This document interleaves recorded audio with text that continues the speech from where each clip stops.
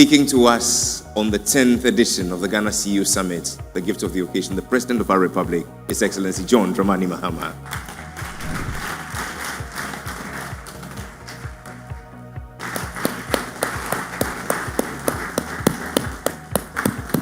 For want of time, let me acknowledge our Chairman, Togbe Afede the 14th, and to say, distinguished ladies and gentlemen, captains of industry, let me thank you for your kind invitation. First, I'll get this business out of the way. I've been giving a copy of the compact, and I'll call the Minister of Trade, Agribusiness and Industry to come and receive it. It's going to go to the Attorney General's Department to review, and then after that, there will be an engagement with the CEO network to finalize it.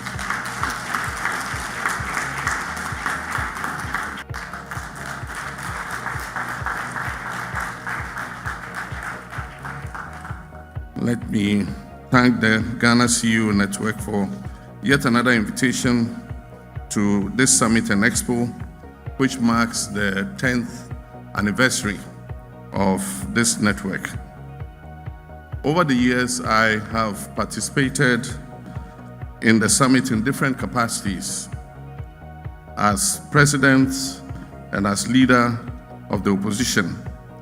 I continue to attend because Ghana's economic transformation requires engagement between policymakers, business leaders, investors, innovators, development partners, and not government alone.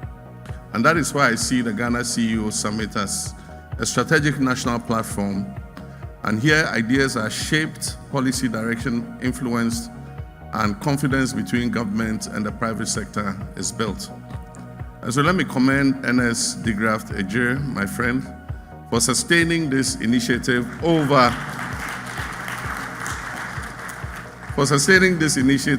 the past decade, 10 years of convening business leaders, policymakers, investors, and development partners to address national transformation is no small achievement. Thank you very much, Ernest. It reflects consistency, vision, resilience, and a clear understanding that progress is strongest when government and enterprise work together. The theme for this year's summit is Accelerating Ghana's Economic Transformation, Driving Bold Reforms Through Leadership, Technology, and Industrialization for Sustainable Growth. This theme is timely and deeply relevant. It speaks directly to the task before us as a nation. We've spent considerable time discussing economic recovery, stability, and national reset. These are necessary foundations, but they are not enough on their own. We've only recently completed the Extended Credit Facility Program with the IMF. We've agreed to enter the PCI for technical assistance with the fund. This decision was taken in order to maintain policy credibility and fiscal discipline over the next 36 months, thereby supporting economic stability and sustainable development. Captains of industry and business can therefore rest assured that the current stability we enjoy is not a fluke. It will be sustained into the future.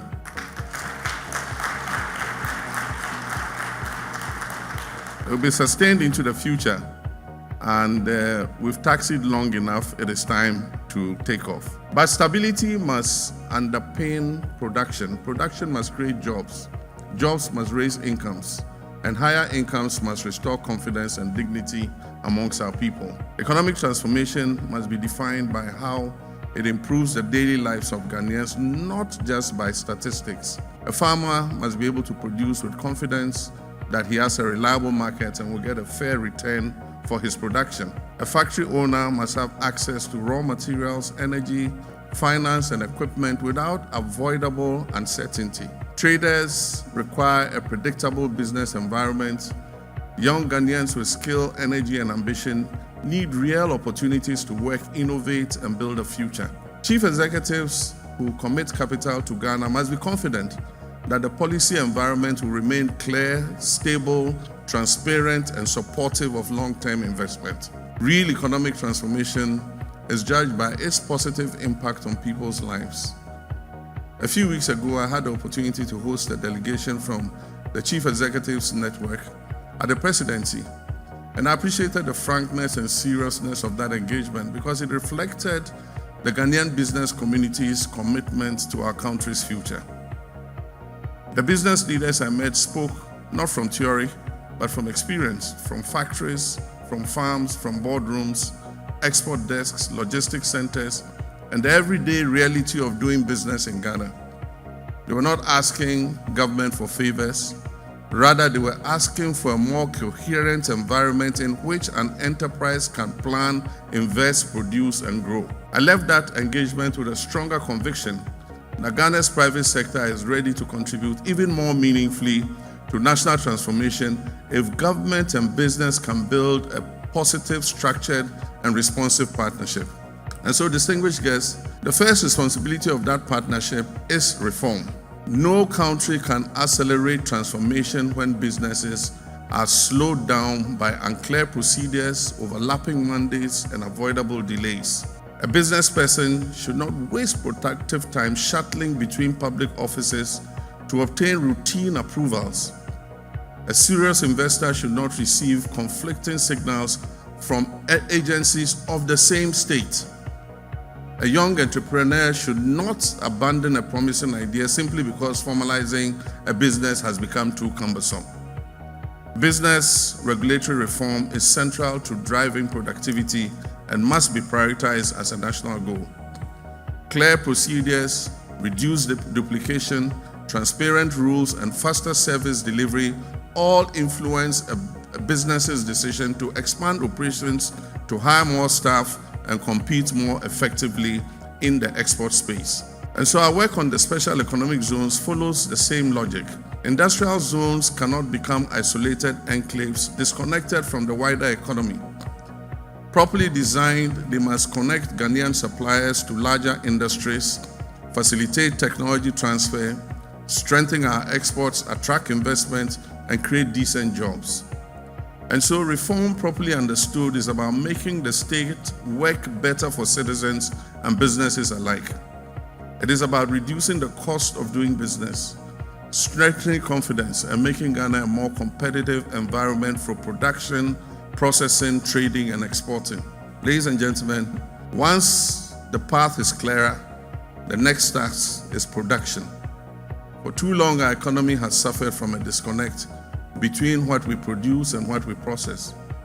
Farmers often struggle to find reliable buyers, while factories, on the other hand, struggle to secure raw materials in the right quantity and the right quality. And so when this happens, farmers lose income, factories operate below capacity, workers lose opportunity, and the country loses value. And so closing this gap is central to the Ministry of Trade, Agribusiness and Industries work. Strengthening agribusiness value chains is not just an agricultural move, but an industrial strategy. It's about connecting the farmer, the transporter, the processor, the packager, the exporter, and the retailer into a single productive ecosystem. When this chain functions effectively, sectors such as cocoa, cashew, shea, oil palm, rice, poultry, textiles, pharmaceuticals, and light manufacturing move beyond just policy aspirations. They become sources of jobs, incomes, exports, and stronger local economies. And so we must move beyond just exporting raw materials and paying higher prices for finished imports. We have the people, we have the enterprise, and we certainly have the opportunity to retain more value within our economy. Distinguished CEOs, this is also where the 24-hour economy initiative is particularly relevant. The concept is not simply about asking people to work at night. It is about utilizing our productive capacities more efficiently. Where a business has demand, raw materials, labor, energy, and market opportunities, outdated systems for organizing work should not prevent it from producing more. For some firms, this may mean additional shifts. For others, it may require improved logistics.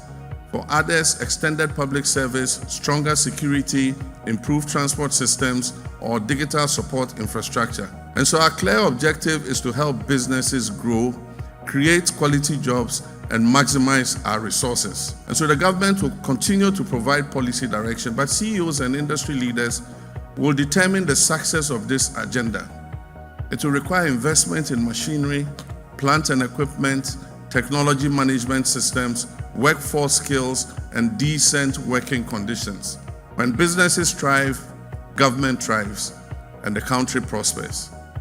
Following the passage of the 24-hour Economy Authority, the team has presented the cabinet with a comprehensive plan for Ghana's economic transformation over the next 10 years. The plan includes making power cheaper for industry and business, improving the logistics value chain, delineating industrial and agro-processing parks, and providing exemptions and incentives for industry to prosper. Ladies and gentlemen, technology must also support this transformation in practical, inclusive ways. And so a trader who can receive payments securely, a small producer who can reach customers beyond their immediate area, a farmer who can access market information in real time, and a manufacturer who can improve inventory and quality management are essential. These are all practical ways technology can be helpful. And so Ghana's work on e-commerce and digital trade is therefore highly significant. With support from UNCTAD, Ghana has developed a national e-commerce strategy, and work is underway on a comprehensive e-commerce policy. These initiatives are intended to open markets for SMEs, women-led businesses, young entrepreneurs, and producers beyond our major urban centers. Trade now transcends physical location. With the right systems in place, a small enterprise anywhere in Ghana can reach a much broader market. At the same time, digital transformation must remain inclusive. Skills development, affordability, cybersecurity, consumer protection, and public trust are essential. And so technology must widen opportunity and not deepen exclusion. Ladies and gentlemen, sustainable growth will also depend on how effectively Ghanaian businesses compete internationally. Ghana hosts the Secretariat of the African Continental Free Trade Area, and this gives us an important role in Africa's future trade policy. But just hosting the Secretariat alone will not make our businesses competitive. Our firms need standard certification systems, packaging logistics, financing and reliable market information. Made in Ghana must stand for quality, consistency, and reliability. It should not merely be a patriotic slogan that we espouse.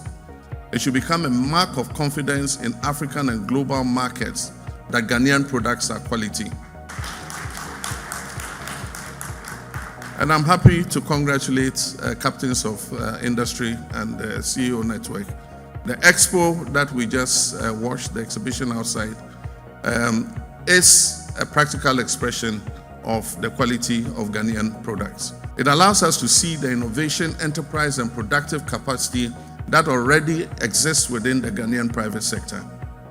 Public institutions, investors, and larger corporations must pay closer attention to these new emergent enterprises, because in many cases, the solutions we seek abroad are already being developed here at home. Ladies and gentlemen, this brings me to one of the key assignments of today's gathering, the launch of the CEO Government Compact 2026. And I just handed it over to the Minister of Trade. At the 9th summit last year, I asked that engagement between government and business should move beyond annual conversations to a more structured framework for follow-up accountability and to be able to achieve measurable results. I'm therefore pleased that this recommendation has now evolved into the CEO Government Compact 2026. This is significant because the relationship between government and the private sector must not be reduced to just speeches, conferences, and ceremonial engagements. It must become a working partnership that is grounded in trust, in policy consistency, in mutual accountability, and a shared national purpose.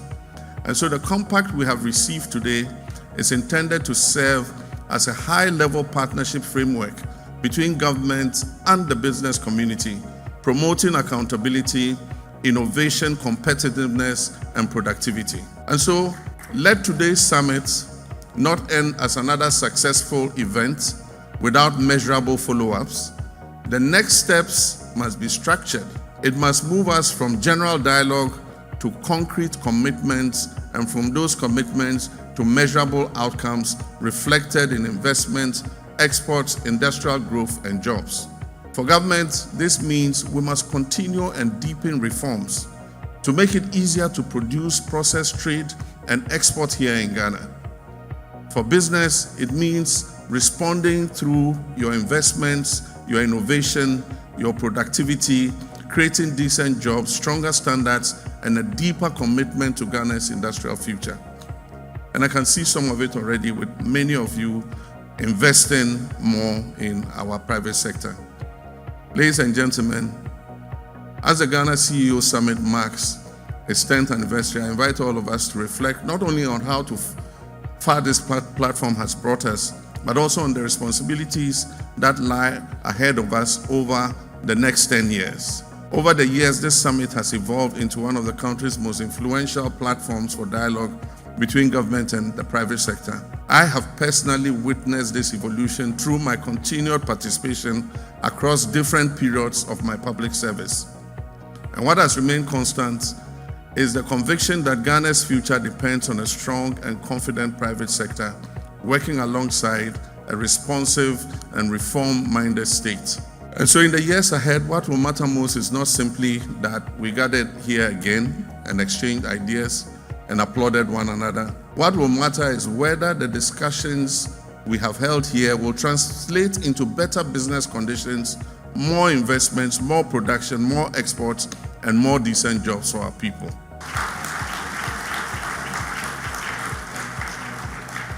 Ghanaians expect leadership that responds to the pressures of daily life with seriousness and urgency. They want systems that work. They want real opportunities, and they want an economy that creates hope, dignity, and prosperity. Government is ready to work with the private sector to build a more productive, competitive, and inclusive economy. And so I call on all CEOs gathered here today to match this commitment with confidence in Ghana, investment in Ghana, innovation in Ghana, and a firm belief that our country can produce more, export more, and create greater opportunities for our people. And so let this 10th Ghana CEO Summit deepen the partnership between government and business. Let it move us from dialogue to delivery, from policy to production, and from production to better lives for our people. And so on that note, and in the spirit of partnership between government and business, I have the honor and privilege to formally launch the CEO Government Compact 2026.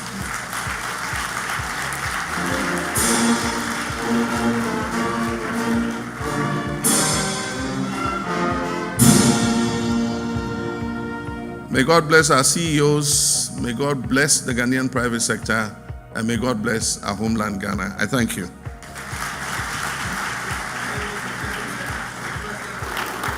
Mr. President, humbly I invite you to the center as I invite to join you our convener, Ernest Ijri, together with the board chair, Professor Ernest Kofi Abochi, and members of the board, together with our Honorable Minister, the Commissioner of the GRA.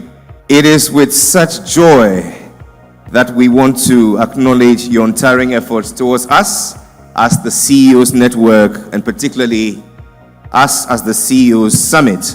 Mr. President, we present these two citations to you. The first is the Sterling Leadership Citation. It reads, "In recognition of your sterling leadership from January 2025 to date, demonstrating decisive economic stabilization, renewed business confidence, strengthened social interventions, and visionary governance that has restored national hope, rebuilt trust, and positioned Ghana firmly on the path toward sustainable growth. The CEOs Network at the 10th Ghana CEO Summit presents this citation for sterling leadership to you, Your Excellency, John Dramani Mahama, President of the Republic of Ghana."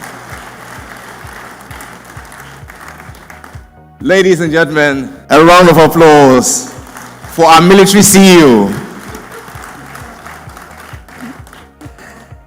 The next citation, Mr. President, is what we call a citation of appointment as a patron. We feel the time has come.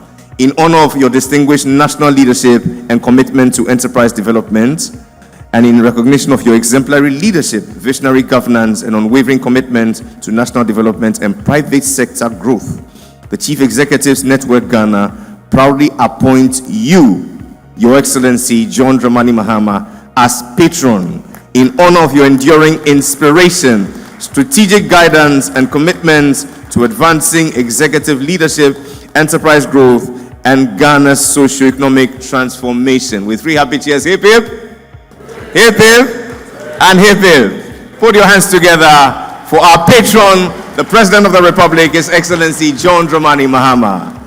It's my pleasure to invite our chairperson together with Mr. Alex Apaudade and all the members of the high table to please join us for a group photo.